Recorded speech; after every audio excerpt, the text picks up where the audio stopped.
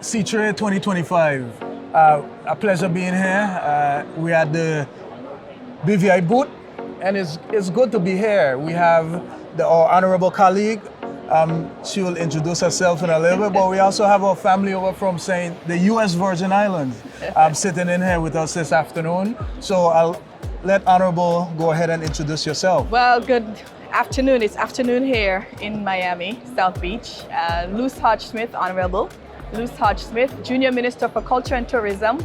My first event here at Seatrade, and it's been a wonderful and successful, productive first time for me. Wonderful. So, yes. Well, okay. Well, Minister, No. you know, we have such a good personal relationship. Yeah. But since we're on record, I'm going to say, Minister, Honorable Minister Reimer, it's a pleasure to invite me to your booth again this year. It's always a pleasure to see you. Of course, for those who may not know, I'm Jason Charles, the chairman of the West Indian Company Board, which is located in St. Thomas. We are the largest of the ports that bring cruise ship passengers in. We have about 5 brands that sit under our purview. So I'm happy to be here with you all and to just have a discussion regarding the industry, regarding, you know, our partnership with each other, British Virgin Islands and the US Virgin Islands. Okay, thank you for inviting me. Of course. Reimer. I mean, it wouldn't be fair. We sat at your booth, Yes. you know, we enjoyed some of the trinkets, we had a good conversation over there. Nice, yeah. But it's good that you're now at our booth, so, you know, you'll see the activity that is happening here, but it all is in collaboration with what we do. Correct. And you have that relationship with our ports in the BVI where you have direct dialogue in terms of where there's issues, where there's collaboration necessary, and you have a good relationship with the chair as well. Yes. So I missed her this year, which is Miss Herbert. Miss Roxanne Herbert. So, you know, but we dialogue all the time. We have group messengers. We talk about what's going on in the industry, what may impact us. When there's ships that from the Virgin Islands US Virgin Islands, that may, you know, overwhelm our ports, so we may not have room. We pick up the phone and we call to see you guys and say, hey, listen, do you have room to accommodate these ships? Because we want to make sure that you guys are right next to our neighbors. Want to make sure that you all are able to acquiesce to us and we acquiesce to you all. Yeah, indeed. So, and we're right next door at Seatrade as well. We're just a couple booths away. So literally a stone throw away. yeah, just a stone throw away. So honorable, I mean, you know, honorable. Yes. What are you seeing for Seatrade that you think that you know benefits the BVI? Well, I see lots of opportunities. There's so many cruise pairs, cruise ports, cruise lines here from the industry. There are like 12 to 14,000 people here, I was told. This is one of the biggest, the largest attendees in the Seatrade history. They're celebrating the 40th anniversary since 1985. So I see a lot of prospects for tourism. Yeah. You guys are talking ports, but I would want to talk about tourism, the opportunity to sell our destination, not just a cruise line, but I would like to see some other opportunities, of course, using this forum to push our tourism product as well, which we are doing in a sense, but I believe we can do a lot more. And just walking around and seeing what the different booths are doing, how they are presenting themselves. We have a wonderful booth here, and I think the collaboration between the BVI Tourist Board and BVI Ports Authority is really a great thing. And I think I just want to see us top it up a little bit and push a bit more of the tourism aspect. Well, we're speaking destination. We're just not speaking ports because what happens affect the islands, the territories as a whole. For instance, you speak about your ports being overwhelmed. You know, it spills over into the social aspect of your community as well. And you know, how do your residents feel when they see this many cruise passengers on your shores? We have the same problem as well. What do you do to mitigate against that? Well, you know, I think we've watched the industry change over the course of the years, and so we've always had to figure out ways to accommodate. But the industry is now expanding exponentially, a lot faster than our infrastructure can handle. And so we're now in the process right now of saying how can we realign. What can we be able to do to advance the transportation of people so that folks that may come from downtown can get to Megan's Bay and it doesn't take 30 minutes to get there, because that a window of time that they're not able to enjoy the islands. So those are the logistical challenges that we're facing. But before I begin, I wanted to really tell you how beautiful your booth is. Your house is beautiful, and I'm glad you allow us to come here. But this is a really nice booth. I like your conference room. We're family. Yes, we're family, yes, so yes, you're invited yes, to come. yes. I mean, we speak about the larger ships, right? Yes. So your ports, can they accommodate the Oasis type ships? We have two ports. We have West India Company, which is located in Havenside, and then we have the Crown Bay Port, which is by Port Authority. Yeah. So between the two ports, we've been able thus far to be able to handle the amount of cruise ship traffic, but the traffic is growing. Yeah. So there is going to be a need to be able to develop another additional docks. Right now, we're in a process now of dredging both harbors, because those ships, they need deeper waters to come into. Oh, yeah, so we're now in the process of dredging. We're not in the process, but we're planning to do that dredging. It should happen maybe, I think starting next year, to be able to accommodate the ships. So, these are all conversations that are ongoing. I think what's important though is making the community aware of the changes that's going to be happening within the next year to 5 years, and how that dynamic is going to change the islands, and how we're going to be able to have to understand and be patient as we be able to improve our infrastructure to meet this changing demand in the cruise ship industry. But do you think we can adapt as quickly as the cruise industry? Because it's not cheap to dredge or to expand your pier. As quickly as the ships are building these ships, and they continue to build bigger ships. That's a twofold question. You're bringing me down a pigeonhole here. And I would say, the first part of that question is, every 4 years, we have to go through the change of government.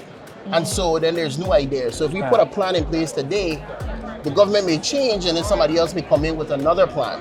And so that's one of the challenges that we may be facing. But the cruise ship is always here. But the cruise ships are consistent. Yeah. But it's people, it's human behavior that you have to work with. I think not only do we have to worry about that piece, but as fast as they're growing, we have to know as destinations look at, hey, listen, you want us to expand like this, so show me the money. Yeah. Show me the money. What's the public? So those are the conversations you are having with them as well. We have to have those conversations with everyone. But not to cut you off, right? I kind of want to piggyback a little bit. We are seeing other destinations where they are putting a cap and they're saying, hey, we are seeing an oversaturation here. Ease up on the tourists. What are we saying? Because we're a small community.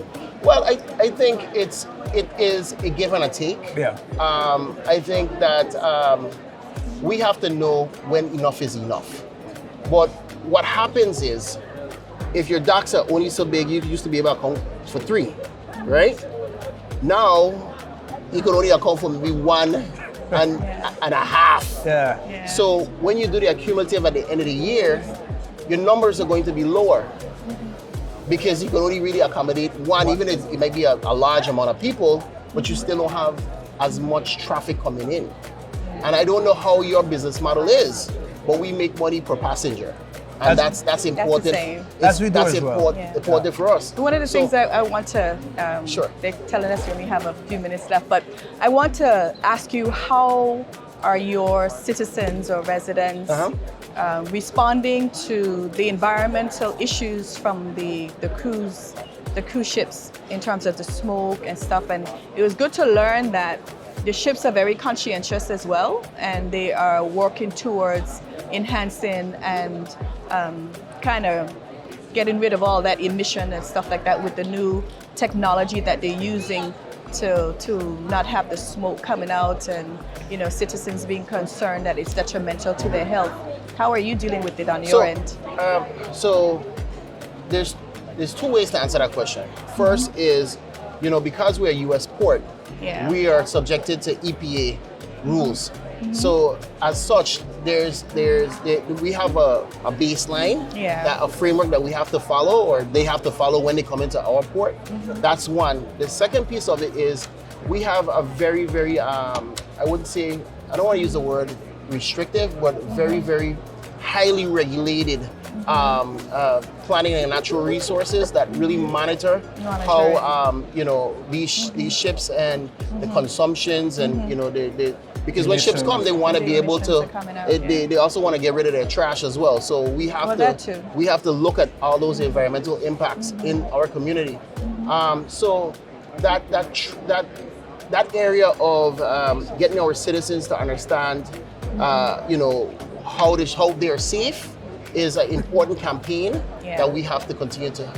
The education, awareness, those kinds of things. It's a continual dialogue. Yeah. Yes. Well, that's good information. Yes. As to what we're, experiencing. We too, when we do the test with the environmental health, they are within the regulations. But the optics of seeing the smoke, exhaust from the ships has created some challenges in our community. Yeah. And we've had those dialogue with those ships here at Seatrade and let them to know that we have to try to do something different. Yes. But they have the plans in place and they know how to achieve that once they're at port. I know we spoke about the infrastructure for the lower emissions. They want to go to zero emissions. I'm not sure if you are considering doing shore power, how that would affect your energy system in your community, but it's something that the ships are asking for. Yeah, so it's important to get shore power. Yeah. Our infrastructure, our energy infrastructure has been very fragile for the last 10 to 15 years, right?